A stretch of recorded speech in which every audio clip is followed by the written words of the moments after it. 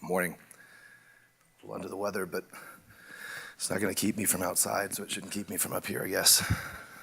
All right, so this is a pretty broad topic I was asked to talk about that I think there's not a clear answer, but we'll do what we can to get through it.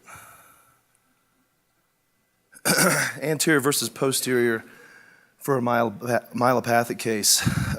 Obviously, I think we all know, for the most part, basing this on the location of the pathology is important. Also, the patient's sagittal alignment. Other considerations that I was thinking of, though, obesity for sure. How easy? I think our goals in surgery in general should be to get the cases done as quick, as efficiently, with the lowest risk and with the best decompression possible. And so considerations of things like how big the patient is, what the patient's comorbidities, et cetera, always need to be taken into account. Strength of fixation, depending on whether or not the patient has a high risk of non-union or high demand. Again, patient's risk in general of whether or not they can tolerate EBL. Post-op paraspinous degeneration and resulting myopathy that can occur post-operatively should be considered. Avoidance of fusion, considering ADRs, laminoplasty, laminectomy. There's quite a bit of literature on laminoplasty for this subject, strictly because of the high incidence of how much the Japanese have studied this because of OPLL. Comorbidities and tolerance to procedure. Something that we probably don't talk about enough is surgeon comfort level. I've got several other partners, and they have not necessarily always gotten a great education and fellowship on posterior cervical procedures. And I've got another partner that trained with Kang and seems to think everything needs a posterior cervical. In Pitt. So I think that we need to make sure that the fellows coming out are comfortable with whatever needs to be done, not necessarily just migrating more towards anterior or posterior.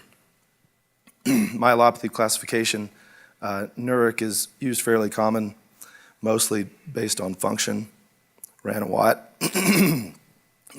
is a little bit more based on weakness and the neurologic exam. And then the Japanese Orthopedic Association JOA classification and some modified JOA classifications that are looking at both motor function and sensory and bladder function. So there is tons of literature on this, but it's not necessarily all great literature. The first study here,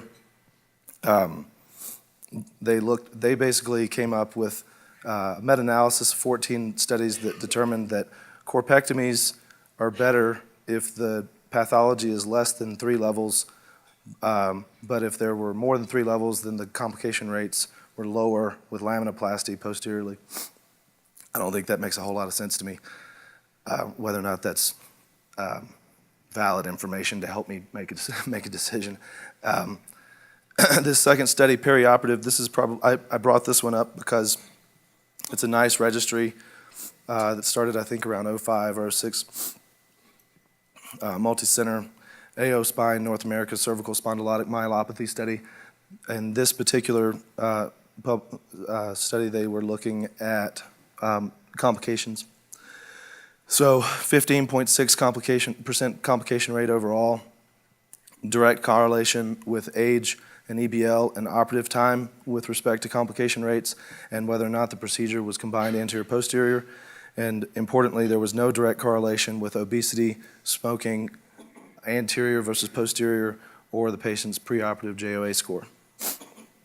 The last one here, spinal cord expansion after decompression and cervical myelopathy. These guys just looked at CT myelogram, and half of the patients of these 44 patients had OPLL. I'm only bringing this up because we should consider whether or not we're able to expand the cord, and it should affect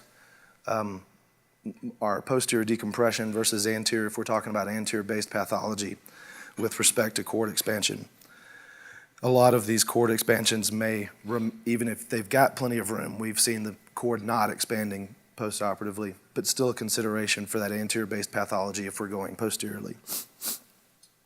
Other studies suggest compression ratio associated with a worse outcome. Compression ratio is different than torque ratio. It's the variation between the most expanded portion of the cord and the most compressed portion of the cord. On signal change on T1 or extending 2 levels on T2 is associated with a worse outcome postoperatively. And duration of symptoms in the elderly is more relevant than if you're less than 65 with respect to how long patients have had their myelopathic symptoms. So this was the first time I've been to this meeting, so I didn't know exactly, I didn't know we were going to do case studies, so I had 3 cases that I wanted to present. This first one, relatively straightforward, 56-year-old guy, former West Point tight end, Dallas Cowboy tight end, and 6'8", 405 pounds. He's the shortest of 3 of his brothers. Gigantic. Non-smoker, non-diabetic, has this relatively progressive shuffling gait, weakness, numbness in his hands, difficulty working, and he's got this large C3-4 anterior disc. Not a lot of pain preoperatively at all. So severe stenosis and very symptomatic. He had failed conservative management and a terrible resolution of the x-rays here because he's huge. But I just wanted to know if anybody would have considered an ADR on him because it seemed pretty straightforward, except for he's 405 pounds. Would anybody do an ADR? I certainly considered an ADR first. You need too much bony work. 19 by 18 is the biggest pro disc they make, and that's the biggest of all. Bony work for that. This is extending superior and inferior behind the disc base. You probably have to take the posterior, superior, and inferior corner off, and that's contraindicated to use artificial disc attack because then it could subside. So anytime I do, and I've done a lot of artificial disc, anytime I'm doing a lot of bony work, I won't use it.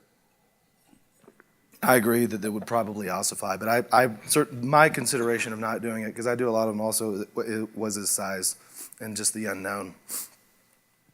So anyway, he did fantastic. This was a straightforward one, except his size, so I just wanted to at least talk about it. This one's a little less straightforward, a lot less straightforward. 46-year-old female, 5'2", 290 pounds. She's diagnosed with AS. Has this OPLL from C2 to T2, T2-3,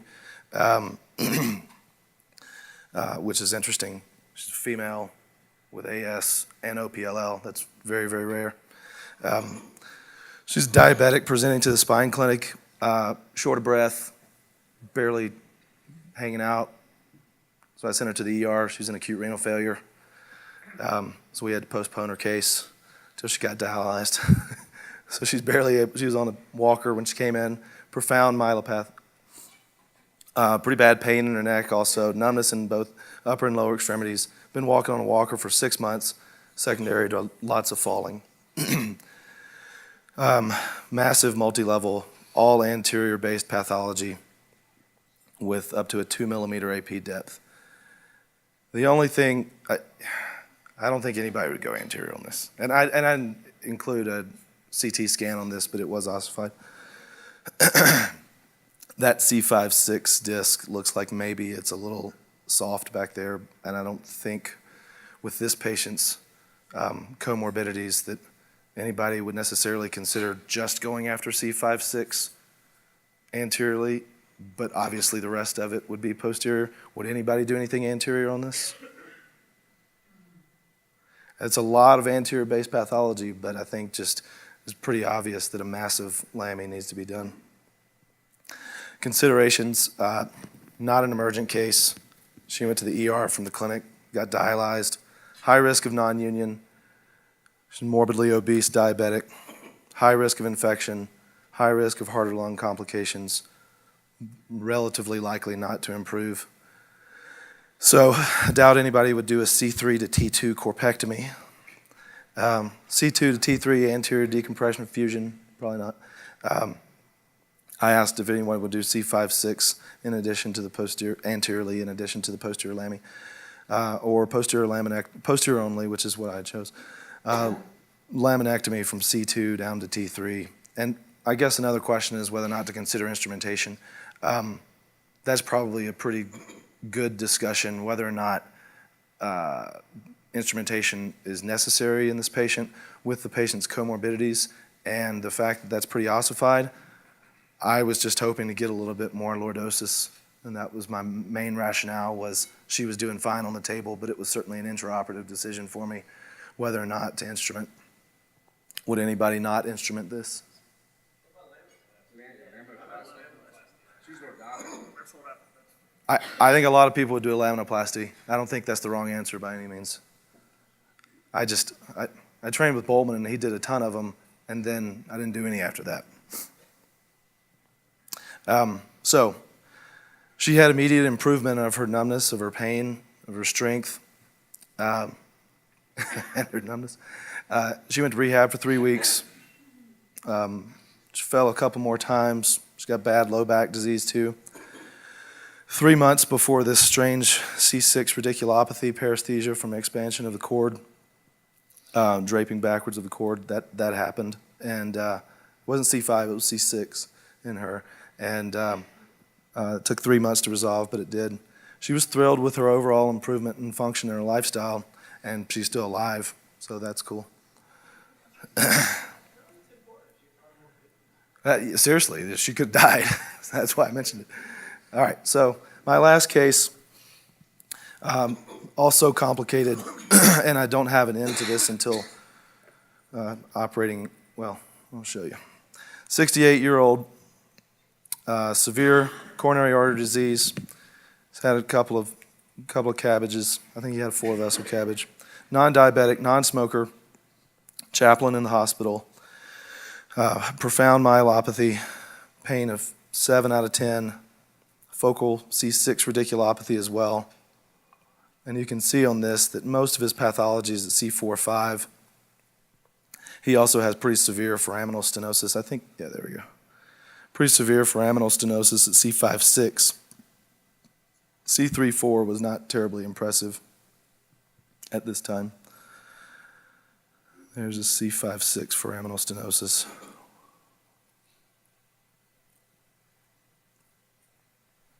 So I think, would anybody go posteriorly on this person initially?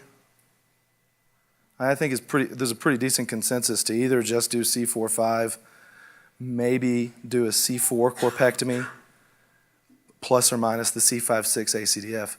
I based his significant C6 radiculopathy on a need to decompress C5-6, even though it was foraminal, and our focus should be on C4-5. I still thought that his C5-6 foramen needed to be decompressed.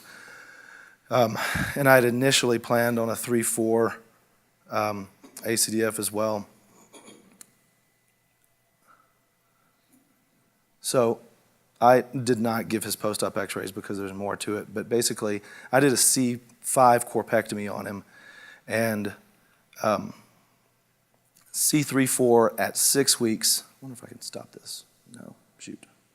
C3-4 became progressively more stenotic 6 weeks afterwards. His myelomalacia looked worse over the next 14 months. And he's got, the C3-4 level became progressively nasty. So did C2-3. So he comes back like a month after, and C3-4 already looked like this, and he had just had 3 heart stents placed. So he asked for further surgery because of very incomplete resolution of his symptoms. He asked for surgery in late January, and he had just had 3 heart stents. So that was cool because that I didn't have to make a decision. But now we're a year later. He's done with his anticoagulation restrictions, and so he's asking. I was showing preoperatively the myelomalacia was not that impressive, but over time, that myelomalacia got much worse. Let's see if you can see it from that view. On the bottom right sagittal image. So I don't know how this guy's going to do, but it has been a year, and he has not improved his symptoms, and he's been in quite a bit of rehab, and his C2-3 pathology and C3-4 pathology has continued to worsen. And so I'm going to take him back and do a C2 to T7 posterior decompression and fusion on Tuesday, and we'll see how it goes. That's it.